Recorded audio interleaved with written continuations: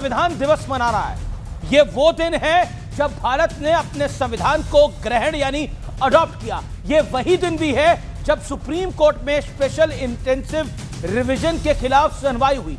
ममता बनर्जी चुनौती दे रही हैं कि उन्हें एसआईआर के नाम पर परेशान किया तो देश भर में खलबली मच जाएगी और मैं खलबली मचा दूंगी। लेकिन क्यों? चुनाव आयोग तो घुसपैठियों का एड्रेस पता लगा रहा है और भला घुसपैठियों से ममता दीदी का क्या वास्ता?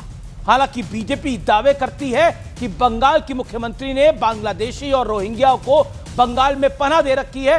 दावा तो यह भी है कि ममता बनर्जी ने घुसपैठियों के सरकारी दस्तावेज भी बनवाए हैं। अब अगर चुनाव आयोग इन दावों की सच्चाई का पता लगा रहा है तो इसमें क्या हर्ज है? सवाल पूछे जाएंगे। कल अगर सुप्रीम कोर्ट ने चुनाव आयोग के पक्ष में फैसला दे दिया तो क्या गारंटी है कि कोर्ट पर सवाल नहीं उठाएंगे? क्योंकि बैकग्राउंड रह चुका है, इतिहास रह चुका है कोर्ट पे सवाल उठाने की। और इतिहास तो यह भी रह चुका है कि कोर्ट का फैसला जब स्वीकार्य नहीं हुआ तो इमरजेंसी लगाई गई। सोचिए क्या अजीब हालात हैं। जो लोग दिन रात संविधान संविधान चिल्लाते हैं वही देश की पूरी व्यवस्था को कटघरे में खड़ा करने से भी नहीं चूकते।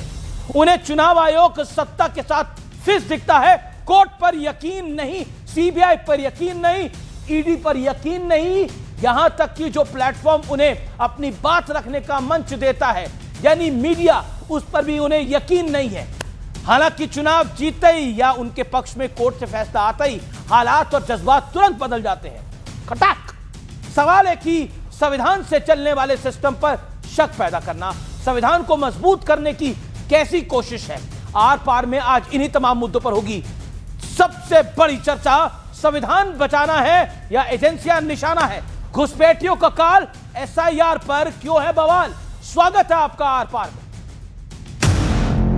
आज के दिन भारत के संविधान के निर्माण का कार्य संपन्न किया।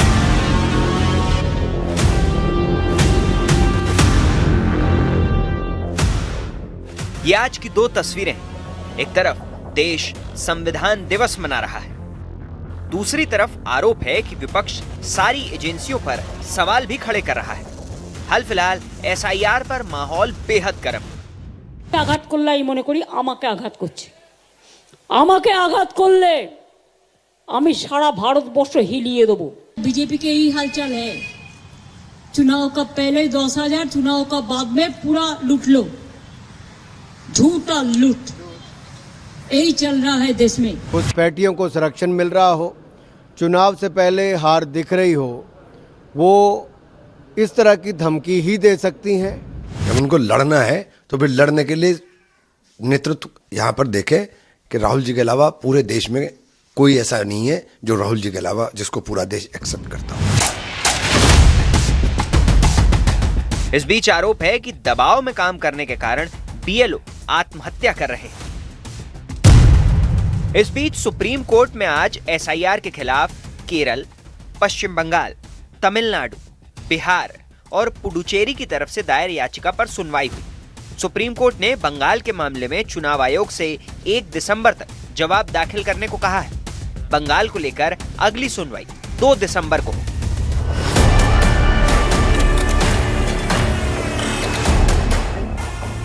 लेकिन बंगाल से कुछ ऐसी गवाही सामने आई है जो विपक्ष की विरोध वाली मंशा पर गंभीर सवाल खड़ी करती है। बांग्लादेश শাহজাহানের ছাত্ররা এখানে এসেছে, ওরকম 5-6 বছর এরা চলে যাক, যেখান থেকে এসে সেখান থেকে চলে যাক।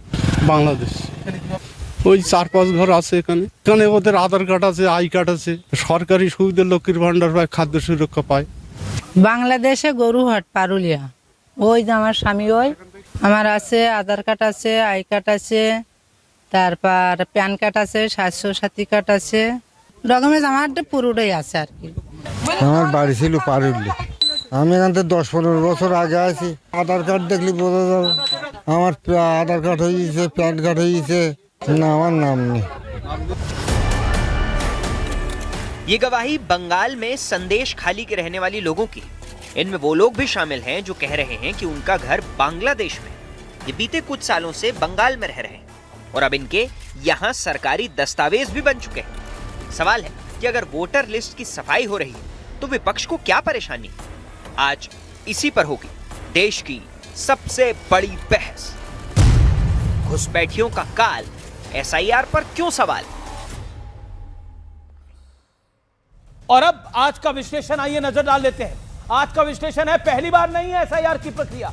जन प्रतिनिधित्व अधिनियम 1950 की धारा 21 के तहत है। चुनाव आयोग के पास वोटर लिस्ट संशोधित करने का अधिकार है। 20 साल बाद दोबारा हो रही है एसआईआर की प्रक्रिया। अब 12 राज्यों के 51 करोड़ वोटरों के बीच चल रही है एसआईआर की प्रक्रिया। घुसपैठियों में भगदड़ है। 2 हफ्तों में बंगाल से करीब 26,000 बांग्लादेशी नागरिक भारत छोड़ वापस लौटे हैं। बिहार में भी हो चुका है एसआईआर। वोटर शुद्धिकरण के बाद 7.41 करोड़ मतदाता दर्ज हुए हैं। 47 लाख मतदाता अंतिम सूची से बाहर हुए हैं। संवैधानिक संस्थाओं पर निशाना है। राहुल गांधी कहते हैं चुनाव आयोग वोट चोरी में शामिल है। ममता बनर्जी कहती हैं कि ईसीआई अब बीजेपी का आयोग बन गया है। राबड़ी देवी कहती हैं आईआरसीटीसी की सुनवाई में जज पक्षपात करते हैं, यानी जजेस पर भी यकीन नहीं है। अरविंद केजरीवाल कहते हैं कि सीबीआई और ईडी का नाम बदल के बीजेपी सेना रखना चाहिए। बड़ा सवाल है, क्या संविधान की बात करने वाला विपक्ष को संवैधानिक संस्थाओं पर विश्वास ही नहीं है? वही बड़ी बात है। और मेरे